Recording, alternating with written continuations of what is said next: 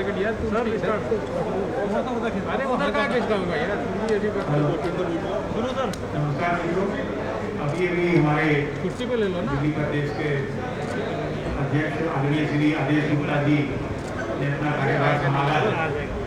आप सब लोग समारोह के साक्षी थे, आप साथ थे और एक टिक टैक जिसमें कि हम ये आज हमारी ओपनिंग शुरुआत है, उसके बाद लगातार मीडिया के साथ औपचारिक और अनौपचारिक रूप से बातचीत करते रहेंगे।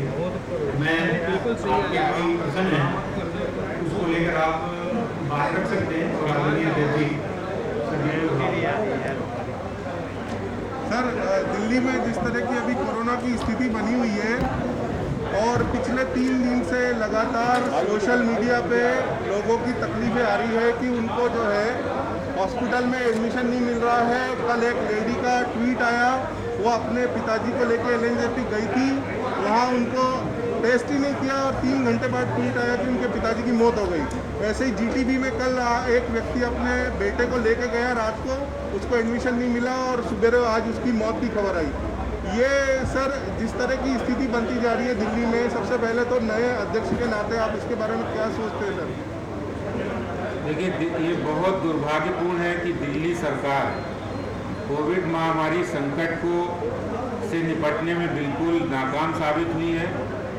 और जैसा आपने बताया कि जिस तरह से लोगों को इलाज नहीं मिल रहा है, उन्होंने मुख्यमंत्री को टैग करके ट्वीट किया था, मंत्रियों को ढूंढ रहे हैं लेकिन वो मिल नहीं रहे, विधायक मिल नहीं रहे, सरकार पूरी की पूरी सरकार नदारद है। और दिल्ली के मुख्यमंत्री समस्याओं से निपटने की बजाय वो डाइवर्ट कर रहे हैं मुद्दों को। उन्हें समस्याओं को से निपटना चाहिए, दिल्ली के लोगों की जान बचानी है, दिल्ली को बचाना है, दिल्ली को कोरोना से बचाना है। सरकारी अस्पतालों का तंत्र बिल्कुल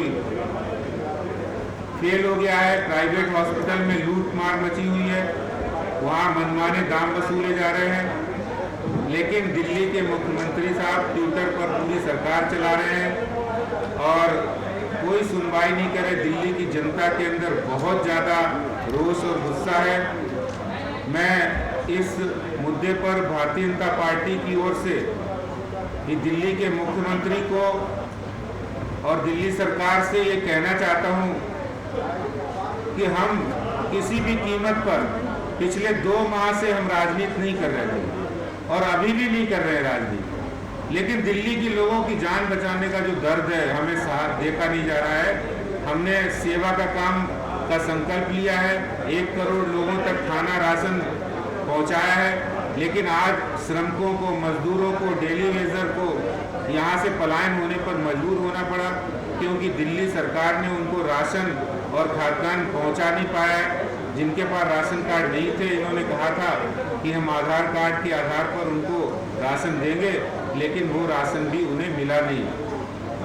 और मैं इस मुद्दे पर मैं दिल्ली की सरकार, दिल्ली के मुख्यमंत्री से कहना चाहता हूं कि भारतीय जनता पार्टी इस मुद्दे को जनता में भी ले जाएगी और उनसे ये निवेदन भी करना चाहता हूं कि हमें दिल्ली को बचाना है और दिल्ली को बचाने के लिए अगर उनको संभाल नहीं रहे, अगर वो काम नहीं कर पा रहे, अगर उनकी कोई समझ में नहीं आ रहा है, तो भारतीय जनता पार्टी पूरी मदद देने के लिए तैयार है। आदेश जी, आप कह रहे हैं कि दिल्ली गवर्नमेंट राशन नहीं दे रही है, या आप कह रहे हैं कि दे नहीं रही है, लेकिन केजरीवाल का साफ कहना है कि हमने 72 लाख लोगों को राशन दिया और डेली 10 लाख लोगों को भोजन दे रहे हैं, खाना खिला रहे हैं।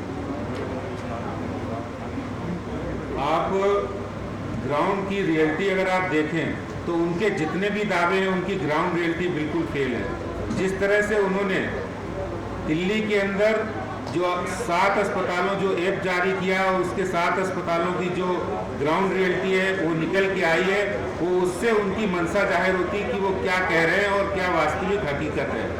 उसी तरह से जैसे उन्होंने आज टेस्टिंग में किया है, टेस्टिंग पूरे देश के 11% मरीज दिल्ली में है और पूरे देश में जो टेस्टिंग हो रही है उसमें 6% दिल्ली में हो रही है। और अब उन्होंने प्राइवेट जितनी भी लैब थी उनको बंद कर दिया टेक्निकल आधार का कारण बताते हुए, सिर्फ इसलिए कि दिल्ली के अंदर कोरोना केसेस की संख्या रिकॉर्ड में ज़्यादा ना आ जाए। तो वो अपनी विफलता को दूसरी तरफ मोड़ना चाहते हैं, विफलता को टेस्टिंग ना करके अपनी सफलता बनाना चाहते हैं, लेकिन वास्तव में जनता बहुत परेशान है। सर, एक तरफ राजनीति की जो अगर हम बात करें तो दूसरी एक तरफ वो कहते हैं कि हम अभी इस समय राजनीति नहीं करना चाहते, लेकिन दूसरी तरफ वो जब अनलॉक होता है तो वो दिल्ली की बॉर्डर लॉक करवाते हैं, जब लॉकडाउन होता है तो वो बॉर्डर खुली रखते हैं। ऐसे ही वो कह रहे हैं कि हम लॉक इसलिए करवा रहे हैं ताकि बाहर का मरीज आके यहाँ भर्ती ना हो जाए, जबकि कोविड की जो प्रोसेस है उसमें तो स्थानीय डीएम को सूचना देनी पड़ती है और वो अपने ज़िले में ही भर्ती होता है। तो ये जो आपको क्या लगता है कि ये जो उन्होंने टेस्टिंग और ये जो सीलिंग बॉर्डर सील करने के पीछे ये जो तर्क दिया है, ये कितना लाजमी है?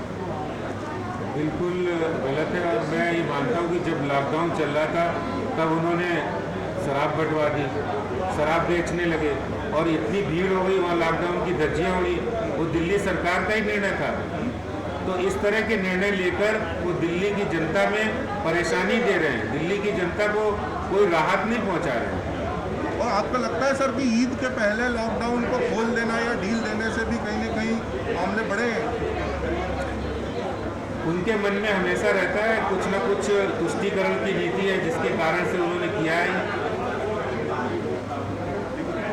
राघव चड्ढा, आम आदमी पार्टी का विधायक जो राघव चड्ढा है, उन्होंने केंद्र सरकार को हॉस्पिटल का आरोप लगाया कि आंकड़े गलत, इस पर क्या कहेंगे? देखिए, मैं आपको बताऊँ, कोई भी जो दिल्ली सरकार के लोग हैं, मैं आपको एक एक जानकारी भी दे सकता हूँ। जितनी भी बात कहते हैं वो मुद्दे को भटकाने के लिए कहते हैं, क्योंकि कमियां बहुत हैं, वो काम नहीं कर पा रहे हैं, तो उनके लिए कुछ कहने के लिए तो होना चाहिए। वो अपना काम तो करे ना। केंद्र में जो काम किया है केंद्र की सरकार ने, उसका सर्टिफिकेट भारत सरकार के किसी संस्था ने नहीं, WHO ने दिया है।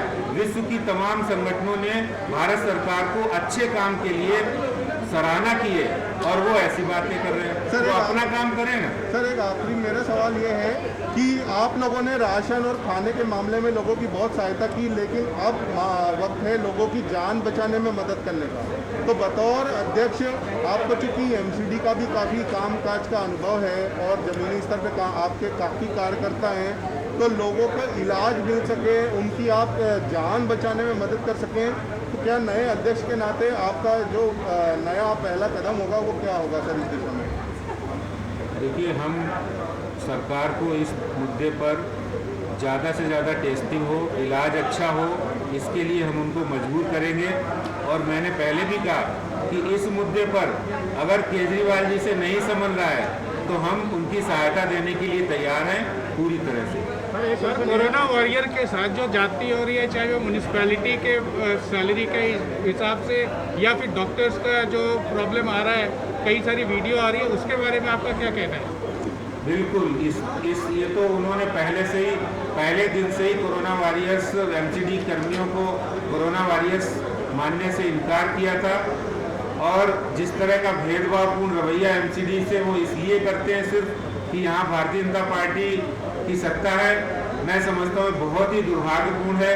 MCD एक संवैधानिक संस्था है और उसको दिल्ली सरकार को सहायता देना, दिल्ली सरकार को फंड देना उनका नैतिक और संवैधानिक दायित्व है।